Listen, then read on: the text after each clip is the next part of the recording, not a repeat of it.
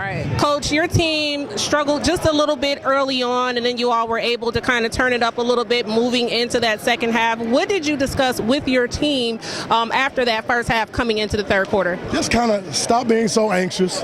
You know, this is the rivalry. It's one of the best rivalries in the Midwest. So when you look at it, the one thing that we have to do is just maintain our composure mentally and emotionally. So we just got kind of caught up. And then again, it's Cass Tech.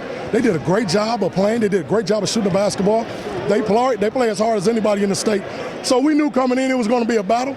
But I also understand if we didn't turn the ball over, we would have a good chance. So for us, it was strictly about settling down. And I knew at some point shots would fall, and shots started falling for us, and we did a great job. If Chauncey had to play the way he could play, it wouldn't have been as difficult. But again, he did everything for us to win the game, and we needed every bit of it. Absolutely. And Coach, now looking at the free throws, it plagued your team a little early on, and then you guys were able to kind of get into a groove in the fourth quarter. What happened? What changed for you? You know, it's a championship mentality. You know, you got to make free throws when it counts.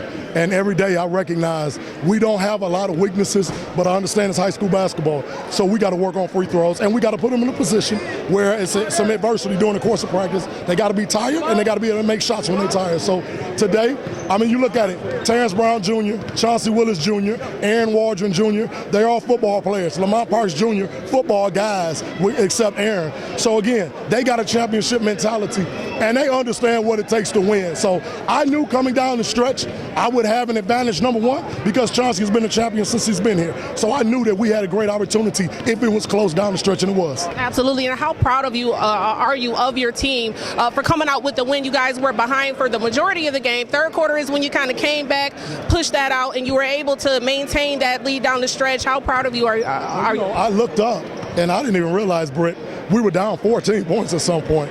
But I know, again, the one thing I know, and I'm sure Coach Hall understands, we're one of the best defensive teams in this entire state. So I knew they weren't going to shoot a great percentage against us for the entire game. It was a matter of us locking in, but once they missed the shot, we had to get the rebound. And they go to the glass hard. When you look at CT, they went to the glass very hard. And on tape, we saw it.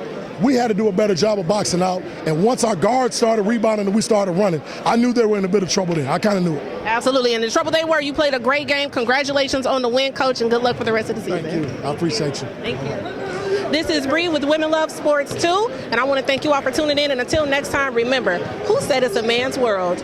Women love sports too.